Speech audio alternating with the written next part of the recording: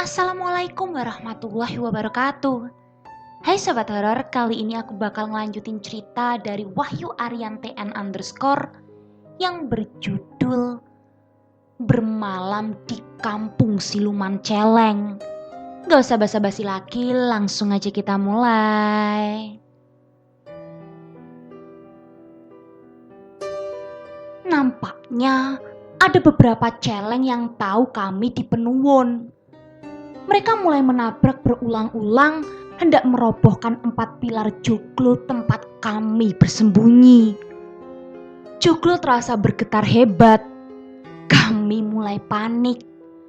Tapi kami mencoba untuk terus berdiam diri. Kalau kita mati di sini bagaimana ya? Matilah aku. Seru kampret menahan tangis. Pasrah aja, Pret. Baca ayat apa saja yang kamu ingat. Mohon pertolongan Gusti Allah. Nasihatku dengan suara bergetar juga menahan takut. Saya sebetulnya juga takut. Rasanya menyesakkan dada seiring pendapa yang terus bergoyang kian hebatnya. Dalam keadaan krisis itu, muncullah Ki Ageng yang sudah menjelma menjadi celeng raksasa. Ia menabrak semua celeng yang brutal tadi. Tak tertandingi kiprah Ki Ageng. Semua kocar-kacir dibuatnya. Dan tak ada satupun yang berani mendekat, apalagi melawan beliau. Mereka tunduk kepada Ki Ageng. Mereka segera berlalu dengan suara parau dan tertunduk pilu.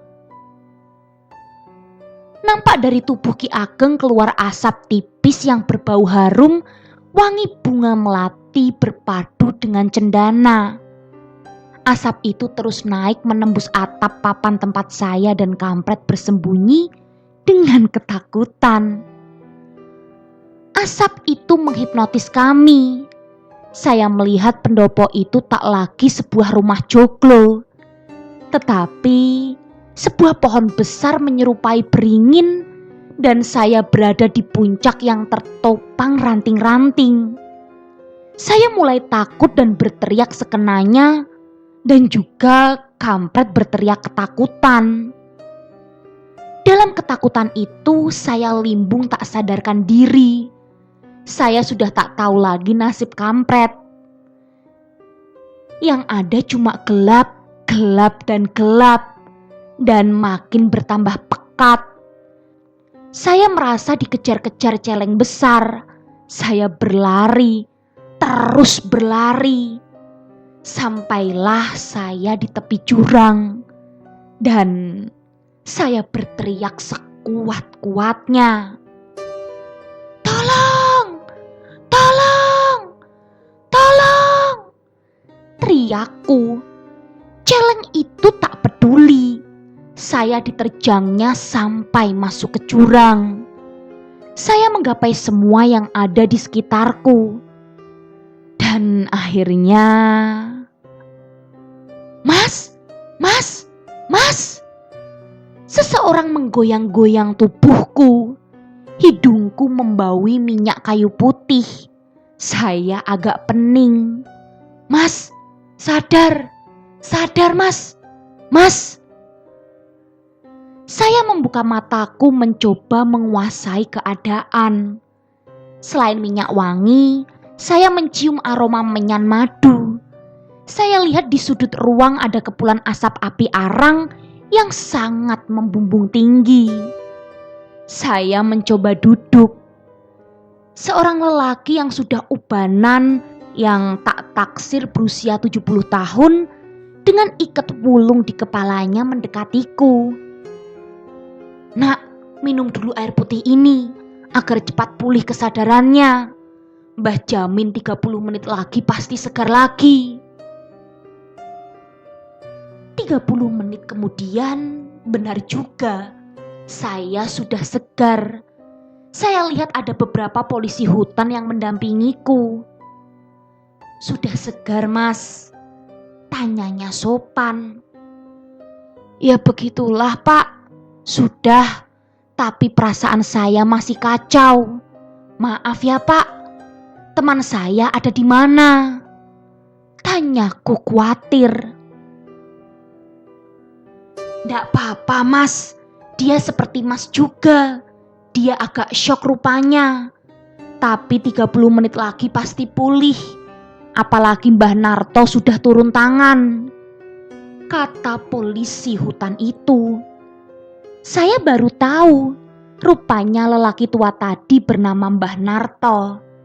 Dari perkataan polisi tadi, berkesan kalau Mbah Narto seorang paranormal.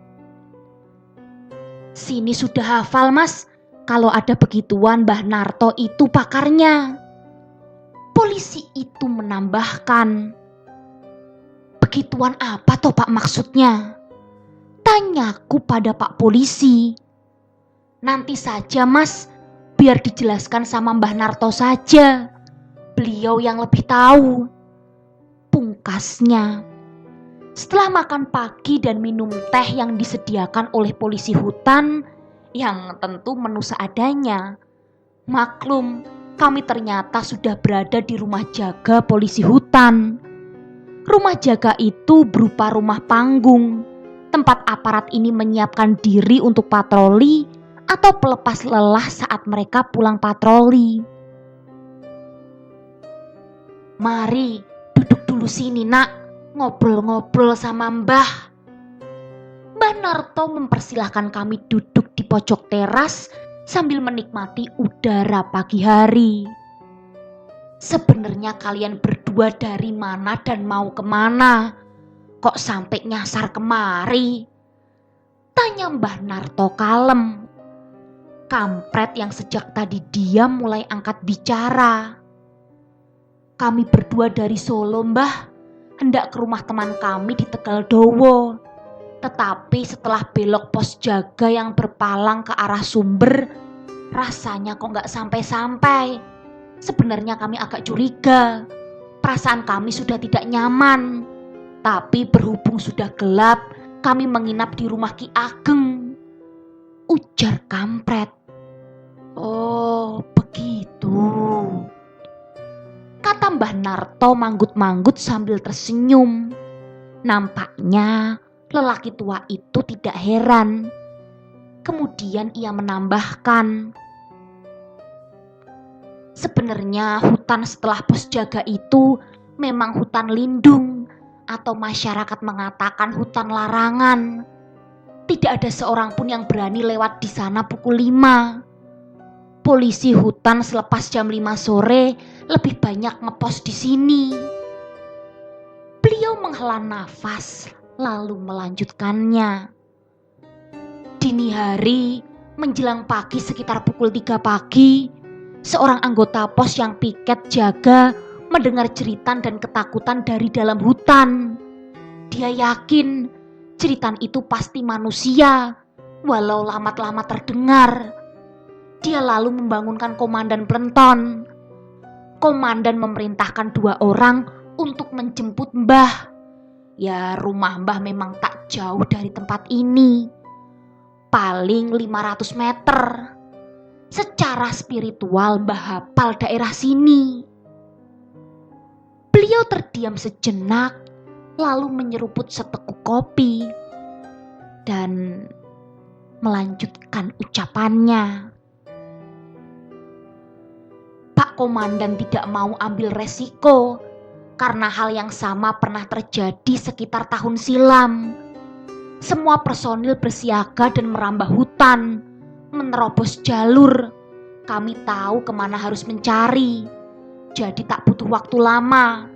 Cuma yang ditakutkan adalah gerombolan celeng yang berjumlah cukup banyak.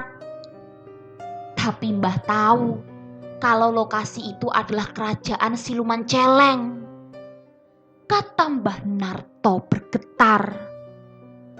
Lewat kontak batin, Mbah minta Ki Ageng, penguasa kerajaan siluman, supaya bisa mengendalikan anak-anaknya.